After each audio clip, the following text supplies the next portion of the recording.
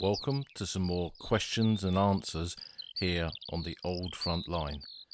These are questions submitted by you, the podcast listeners, and each month we select some of the best questions that have been submitted via email and the Discord server to answer here and hopefully give us all fresh perspectives and new knowledge of this vast subject of the Great War. So let's begin.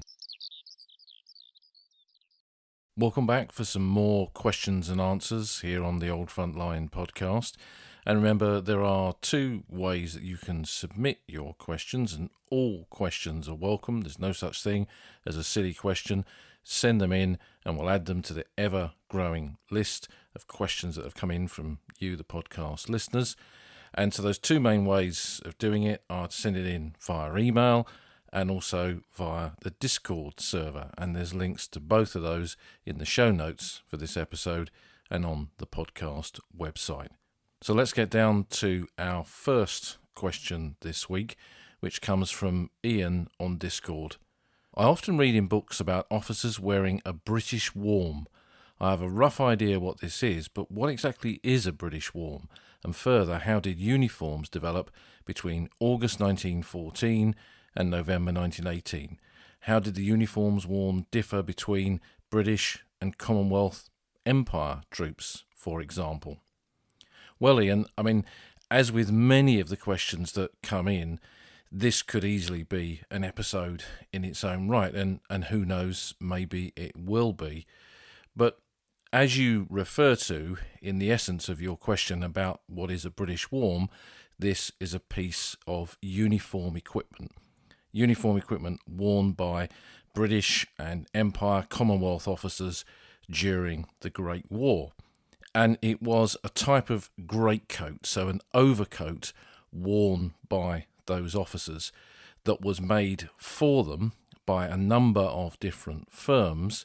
But the term British warm seems to have been coined by a Scottish firm, Scottish cloth makers called Crombie, to describe their version of this coat. And in essence, this was a greatcoat, a coat worn by officers over their main uniform tunic. And that was for periods of cold weather, for parades and all kinds of occasions which an officer may well wear that kind of kit. And some of the greatcoats that officers had made for them were quite long, and they could trail, for example, in the wet conditions of trench warfare. Henry Williamson, who wasn't an officer at that stage himself, he was an ordinary soldier in the London Rifle Brigade, he talks about their greatcoats getting trailed in the muds and the weather changing and the temperature dropping and the bottom of the greatcoats freezing hard, making it very difficult for them to wear them in the trenches. So they used a bayonet to cut off the bottom of their greatcoat to shorten it, and essentially the British warm was a slightly shortened version of a standard officer's greatcoat. Now, officers bought their own kit, so they got a kit allowance to do that before the Great War, and for most of the Great War that continued, and they would go to a military tailor, and there were hundreds, possibly even thousands of those right across Britain, where you could go to and essentially give them a kit list and they would have it made up for you. They'd measure you, kind of like a gentleman's outfitter, basically. And they would get you everything that you needed from a British warm, from a greatcoat through to your tunic, your breeches, your boots, your cap, your cane, your Sam Brown, and everything else. And many young officers didn't know where to start. Which tailor do you go to? They might ask friends, comrades for recommendations. They may have kind of a family connection to some of these tailors. But there were lots of adverts in popular magazines of the period. And I'm going to use one of those adverts for a British warm as the illustration, the artwork for this podcast episode, to give you an idea of the kind of adverts that there were out there at that time. So officers would look through the Bystander or the Graphic or the Sphere or any one of these kind of society magazines during the war, and these are all on the newspaper archive online now, and you can look through them and you'll see the kind of adverts that were there. And not just for British warms, not just for greatcoats, for all kinds of kit. But to come back to the rest of your question about how uniforms changed, well, for officers, they changed dramatically in the way that officers appeared on the battlefield. The whole purpose of an officer's uniform was to give them status and appearance and to mark them out as an officer in front of their men. But in a shooting war, that could be a death sentence, because if you could demonstrate to your men that you were an officer, you were also demonstrating that fact to an enemy. And the Germans, I think, described the British officer's uniform as a kind of golfing outfit, and it stood out. So when the bullets began to fly, often the Germans, if they could see officers, would direct fire towards them first, because if officers get killed and wounded, then potentially the whole kind of structure of the unit that's attacking them is going to break down.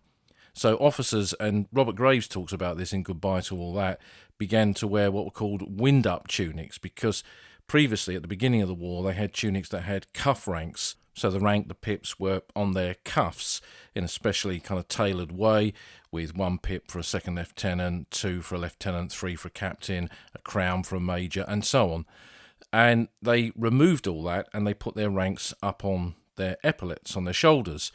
And it was referred to as a wind-up tunic because you had the wind up if you went into battle wearing them, because you were too afraid to demonstrate that you were an officer. But then you read the accounts of the first day of the Battle of the Somme, particularly in the British 29th Division that attacked at Beaumont-Hamel. In there it talks about how an instruction went round that officers should equip themselves as ordinary soldiers, wear Tommy tunics, wear normal service dress, wear webbing equipment, carry a rifle, so to literally blend in with the men that they were about to go into battle with. And you see that change again towards the end of the war with the readaptation of the cuff ranker tunics that were worn right at the beginning. You see this in contemporary photographs on many of the battlefields of 1918. So it kind of went full circle. In terms of the soldiers, the ordinary soldiers themselves, their uniform pretty much stayed the same. They wore a service dress uniform. They went to war wearing 1908 pattern webbing equipment. The British Army couldn't produce enough of it, so a leather pattern gear was produced, the 1914 pattern leather equipment, to substitute that while enough webbing was being made for the rest of the army, and that was worn by British troops across theatres of war. We see it in photographs on the Western Front, Gallipoli, Mesopotamia, Palestine, all over the battlefields where the British Army fought. And of course the kit itself develops with the war as it changes, with the adaptation of gas masks, of additional equipment that's needed, new weaponry, and all the other paraphernalia that the static war that the Western Front became, and many other theatres of war besides. That change in warfare changed uniforms, changed equipment, and of course British soldiers in 1914 marched to war wearing a service dress cap, a soft cap basically, and 2 years later they were all equipped with steel helmets. So that kind of reflects the way that a piece of uniform could adapt according to the circumstances of warfare. And in terms of Empire Commonwealth troops, they followed a similar pattern, although if you look at Canadian uniforms at the beginning of the First World War, they're very different, the number of buttons they've got and a high collar to them, but eventually they wore standard British service dress. You see that again reflected in the imagery of the First World War. In terms of other nationalities, such as the Australians and New Zealanders, the Australian Imperial Force wore its own design of uniform tunic with 2 big kind of bellow pockets and a little belt, and it looks different in appearance to the British uniform, for example, which really much marks out Australian soldiers when you look at pictures from photographs from that period. And the New Zealanders, they wore a very similar uniform based on the British service dress. So this is kind of a bit of a uniform 101, a very kind of overview of it. But in terms of the British warm, as you thought, that is a greatcoat worn exclusively by officers, produced for them, purchased by them, and bought in their thousands during the First World War, and a kind of military fashion that continued on into the next generation, and I believe they still make them today. And in terms of the rest of the Army's uniform and equipment, that is a big, vast subject, and it is something that we will return to. But thank you, Ian, for that great question. Question 2 comes from Simon on email. If you had the ability to travel in time and could go back for one day between 1914 and 1918, what day would it be and why? Well, I'm sure many of you now listening to this will think, oh, he's going to talk about a particular battle or a day on the Somme or something like that. Actually, if I think about it, the cruel hand of war was cruel during those 4 years of conflict. And I'm not sure that I'd want to see that full on, because the war was hard, difficult, costly, and brutal. And I'm not sure I'd want to hover over a battle space where thousands of men are being killed and wounded at a given moment during that conflict. So if I went back for one moment, if that was possible, it would be in those final seconds leading up to the armistice on the Western Front on the 11th of November 1918, to see how those guns came to a stop, the rumble of the artillery slackened and then halted, and then the sky was filled not with the noise of explosions, but with birdsong once more, that transition from war to peace. We can't go back in time, and we can't really ever truly envisage what some of these battles were like. We can have an insight into it. I was lucky to talk to hundreds of men who were there, who gave me another level of kind of insight into that, and we can gain some of that from contemporary accounts and memoirs of the First World War, but it's something that we can't fully imagine, and perhaps we shouldn't to. Perhaps it's good that we can't travel back in time and hover over a key event and see just how terrible it was. Maybe it's good that we can't see that. But with a question like this, what it makes me think about is not so much going back to see an event. One thing I wish I could do is go back and meet some of those who I have researched who didn't survive that war. Young Eric Heaton, for example, who died on the first day of the Battle of the Somme. I've read his letters. I've spoken to his sister. I know the story of how it affected his parents. And I know from reading between the lines of his story how much his men thought of him. And it would have been great to sit in an estaminet behind the lines with someone like him and learn more about him. And there are many, many others. I'm sure those of you listening to the podcasts have probably got your own Great War soldiers that you've researched that have come to be almost like family members, almost like personal friends. When you reach out to that generation that was in the Great War and you connect to them, connect to that wavelength of the First World War, and you uncover these stories of these ordinary men and women in these extraordinary circumstances, you can't help but be moved by it and be connected to it and connected to them. So it's quite a natural thing to want to have met these people. And Eric is the first one that comes to mind, but just this week gone, when I was out on the battlefields once more, I went to Euston Road Cemetery at Collincamps on the northern part of the Somme battlefields, and went there for a number of different reasons. But I popped to the back of the cemetery where there's a large plot of men from Barnsley, from the Barnsley POWs, and amongst them is Sergeant Harry Scargill, whose photograph, really impressive photograph, I picked up in a junk shop many, many years ago in Eastbourne. No idea how a photograph of a lad from Barnsley ended up in Sussex, but that's where I found it all those years ago in the 1980s. And it's a photograph that's haunted me in all kinds of ways. He's got a very striking pose, and his eyes really kind of reach out of the past and affect you. And of course, having lived in Barnsley, knowing where he lived, where his shop was in Eldon Street, and how he closed that shop for the duration of the war, hoping one day he'd come back, but he didn't because he was killed in the opening stage of the Battle of the Somme on the 1st of July 1916.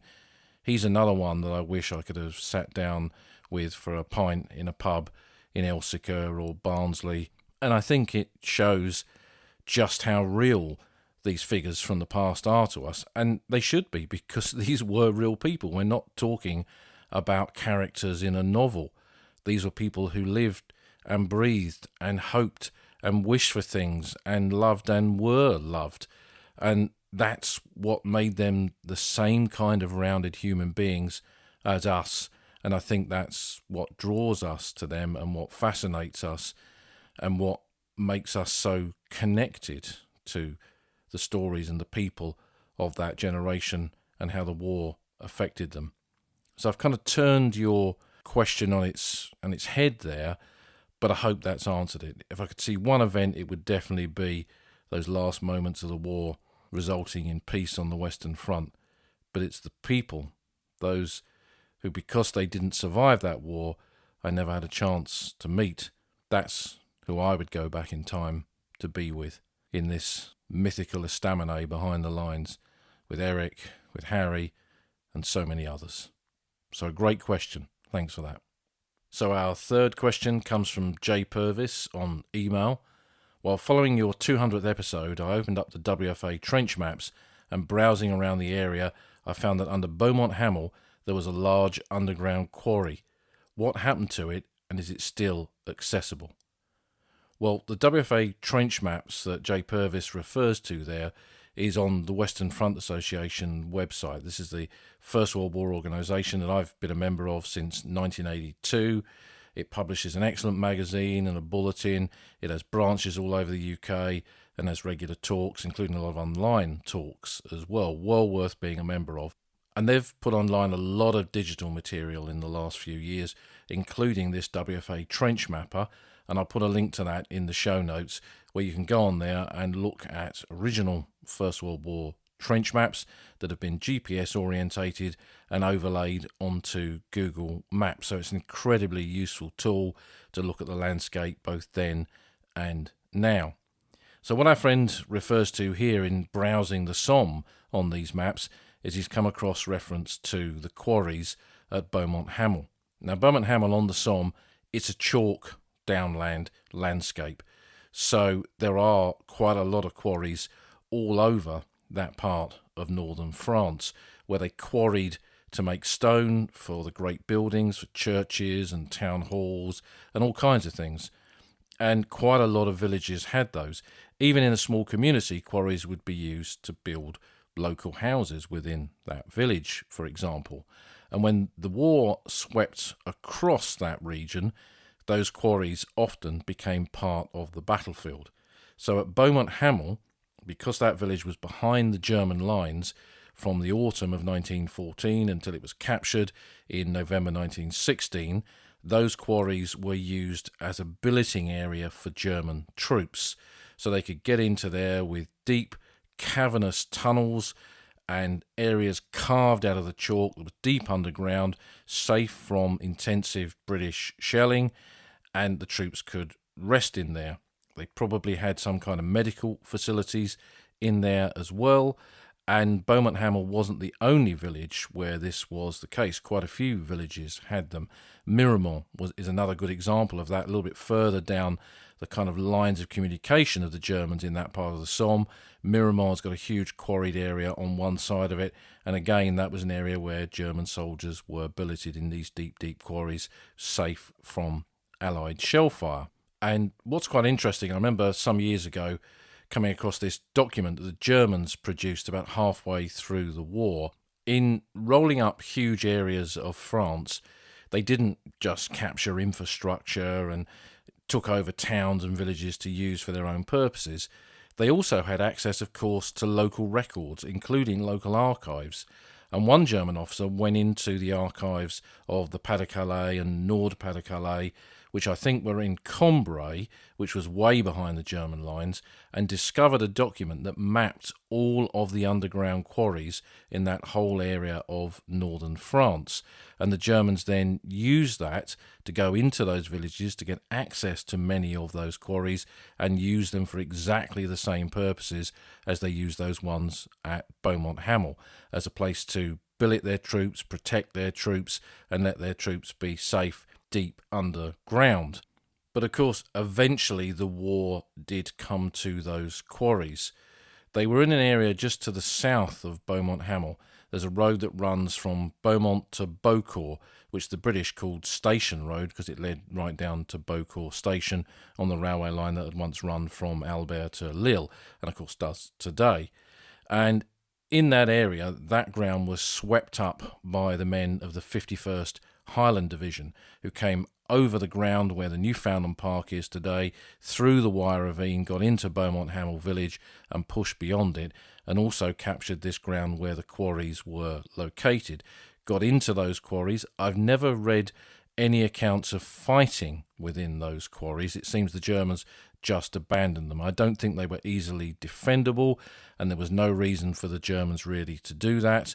With the arrival of the Highland Division coming up over that ground following their tremendous bombardment, the use of Livens projectors for the first time to lay down a gas bombardment of the German positions, plus the increased use of heavy artillery, which saw a very different outcome to that attack at Beaumont-Hamel compared to the one on the first day of the Somme, meant that the Germans perhaps realised that this was going to be endgame, so they didn't defend that bit of ground. But the Highland Division came in there, moved up over that ground beyond. To their right, the Royal Naval Division was advancing through Beaucourt, pushing down that part of the Ancre Valley, and then a new front line was established post that battle, which was part of what was called the Battle of the Ancre, and the quarries were then behind the British front line. And they appear then to have been used by British troops, particularly during that cold winter of 1916-17. You can imagine that sheltering in those quarries during that cold period, where perhaps they could install braziers with a chimney coming up through, because probably the Germans had installed some kind of similar system in there themselves, knowing how much the Germans like to have their creature comforts in those kind of locations. It was probably a pretty good billet for those British troops who were there during that period. And that ground changed hands again in 1918, so I'm sure those quarries featured in those operations too. They pop up in war diaries and accounts from that period of the conflict too. So today, in terms, you ask what about them today? I remember when I first went there back in the 80s, coming down that road, down Station Road from Beaumont to Beaucourt, there's a bit of land on the right-hand side which has never been ploughed, and it's still there today, where you can see German gun positions and you can see undulations where there was probably dugouts and other kinds of positions that were in that bank just behind their forward set of trenches. But you could also see, coming down that road on your left, the entrances to the quarries. Now, the entrances were all piled up with loose chalk, so they tried to infill them. And I think in the 20s there was some kind of national law that was passed to try and fill in the entrances to this kind of subterranean bit of the Western Front that had been used in the Great War, that was apparently now being used by brigands to hide merchandise and all kinds of contraband that was going on in the kind of smuggling in that part of France. So these places were roughly filled in, and I remember seeing this, like I say, a big pile of loose chalk, but you could just make out where it had fallen away over the years, the top of the entrance to these quarries. And I spoke to a couple of far more daring than me locals who pulled some of that chalk away and went inside and found quite a lot of kit in there: German helmets, British equipment, a lot of tins, some braziers, some cookers, all kinds of other stuff. Nothing, you're not going to find a Pickelhaube hanging on the peg in there, German spiked helmet or Adolf Hitler's diaries or anything like that, but there was a bit of First World War memorabilia in there. And I think, again, the authorities got wise to this, and sometime in the 90s when I was living at Courcelette, I remember some work going on there that sealed them up completely. So there is no access to them today. Even if there was, I would say please don't go in anything like that, because it's incredibly dangerous. It is private property, and if that is something you're passionate about and you did want to see, go back to a question that I had in the Q&As a couple of weeks ago where someone asked about getting access to battlefields. Go and speak to the local mayor, go to the local town hall and seek the correct permission. But I would guess with something like this, you're not going to get that permission. What's sad, though, is that no one's ever been in there to map it, because that would be quite interesting. And I would also guess, having seen this in other subterranean locations on the Somme, when they were opened up for survey or whatever, the walls are probably covered in names of perhaps German soldiers and perhaps later with British soldiers as well. So it could be an incredible time capsule of the First World War. I would guess down the lines, particularly now with drones and with the ability to go into enclosed spaces without having to physically go in there yourself, perhaps there is a project down the line that will go into these kind of places, the Beaumont quarries, the Miramont quarries, whatever it is, to map them for posterity, because it's all part of our collective knowledge of the First World War. And yet again, I seem to be labouring that point at the moment, it is another example of the pages of First World War history still turning. So I hope, Jay Purvis, that answers your question about the Beaumont-Hamel quarries. And I'm pretty sure if you go into some of the war diaries of the Highland Division, there's some pretty detailed maps of those quarries in there, hand-drawn maps in some of the headquarters diaries, if I remember correctly. So, question number 4 comes from Brent Wise on email. My question involves the final days of the war. Privates Ellison and Gunther are often mentioned regarding the last British soldier and Allied soldier killed in the Great War, but it just hit me today as to who was the last Allied soldier taken prisoner. What an oddity that must have been, to be captured by the Germans in that final day or week of the war. I've never heard anyone mention this subject. Well, Brent, this is a great question. And just to clarify things for the kind of wider audience, Private George Ellison and Private Henry Gunther are two of the final casualties of the Great War. George Ellison, the last British soldier to be killed a little bit before the armistice, and in fact, between him and Gunther, others who we've spoken about many times on this podcast, Gunther being an American soldier killed at 10:59 and in the final minute of the war. But they're not the final dead of the whole war. They're the final dead of the war on the Western Front, and it's really important to remember that, because when we made that program all those years ago, we discovered, for example, that there was quite a pitched battle between British soldiers and Bolsheviks in Russia on the 11th of November 1918, which was part of the wider Great War. So those men were as much casualties of the last day. Their war, in fact, continued beyond the 11th of November into the 1920s with the Russian Civil War. So dead in other theatres of war continued to occur. Deaths were not just restricted to France and Flanders. But I get what you're saying. In terms of the Western Front, we know about those final deaths. What about those taken prisoner? And what's interesting, over the years of researching units that were in that final week of the war, and one of the battles that's always particularly interested me was the battle on the 4th of November 1918, the last great battle of the First World War involving British and Commonwealth forces. We're on quite a wide front from near the Belgian border down to the Somme Canal. British and Commonwealth troops attacked in a number of different places. And this was the last pitched battle of the Great War on the Western Front. More men went over the top on the 4th of November 1918 than on the first day of the Battle of the Somme, but whereas 20,000 died on the 1st of July 1916, it was around about 2,000 on the 4th of November 1918. So not a small number, but again it kind of shows how the war had moved on and there were different ways of fighting. But in terms of some British units fighting that day, not every part of their attack was successful. There were one or two places where the Germans pushed back with counterattacks, and British units were overrun, and some men were taken prisoner. So even in the last week, in those last days of the conflict, with attack and in some cases German counterattack, men became prisoners of war. So what happened to them?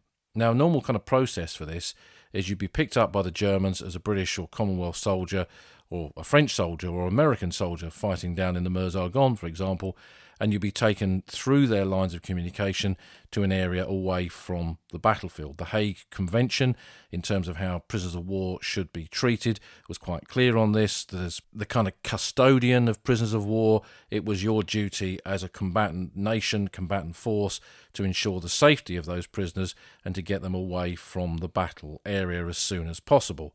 So when a British soldier was captured, he would be taken to an area behind the German front to be processed. He might be asked questions about who he was, what unit he was with, any kind of military information he might give up.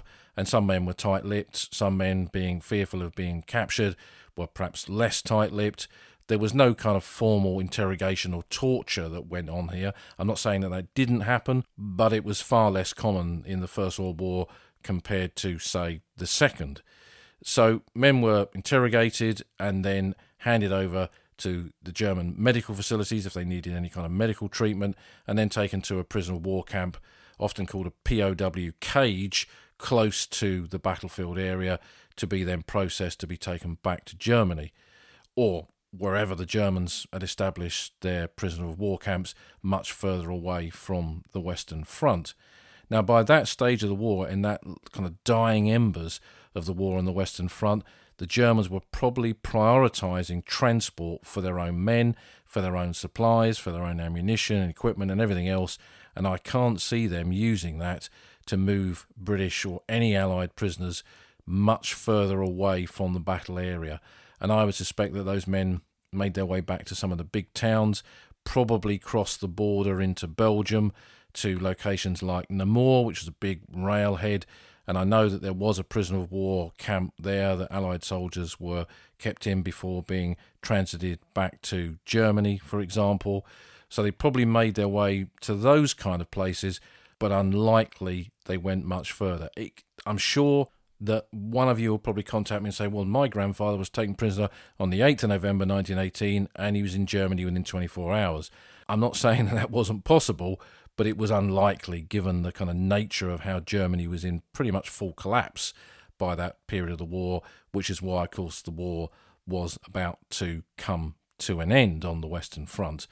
So that was the kind of process. And again, I've mentioned recently with some questions about POWs, the records of these men are on the International Red Cross Prisoner of War Records website. You can go on there, you can put names in. Frustratingly, what you can't do is put a date in. And it would be really interesting, if you could, to see what level of British soldiers were taken prisoner during that period. And I'm not sure where we would look for that kind of information.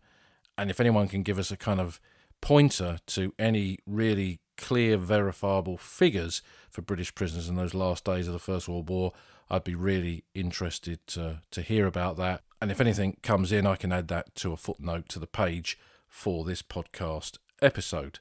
But I guess one of the things thinking about this, the thought that it prompts, is how unlucky or lucky, I'm not sure which, you would be if you did become a British and Commonwealth or French or American prisoner in those final days of the First World War. Perhaps it saved your life. Perhaps it meant that you didn't remain in combat for those last few days.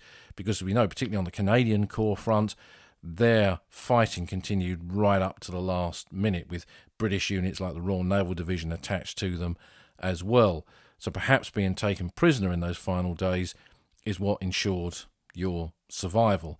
And unlike the thousands of others who've been taken prisoner in the preceding 4 years, you wouldn't have a long period in captivity, which would also save your life, because British prisoners in Germany were treated pretty badly, and by 1918 were in a terrible, terrible situation with lack of food, lack of just about everything, and thousands of them had died during that period of captivity as well. So perhaps a bit of a mixed blessing, depending on how you looked at it. But a really great and fascinating question there, Brent.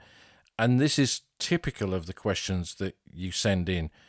I'm absolutely loving these questions because they're taking us down all kinds of different directions with the First World War and enabling me to talk about elements of the conflict that we wouldn't normally fit into a main episode.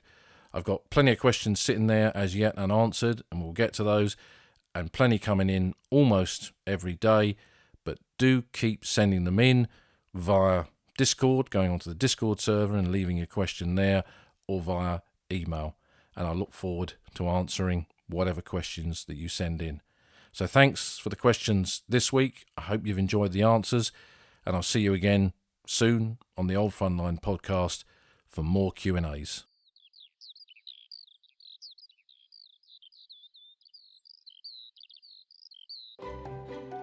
You've been listening to an episode of the Old Frontline with me, military historian Paul Reed. You can follow me on Twitter at Somcorps.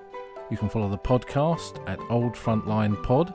Check out the website at oldfrontline.co.uk, where you'll find lots of podcast extras and photographs and links to books that are mentioned in the podcast. And if you feel like supporting us, you can go to our Patreon page, patreon.com/oldfrontline, or support us on Buy Me a Coffee at buymeacoffee.com/oldfrontline. Links to all of these are on our website. Thanks for listening, and we'll see you again soon.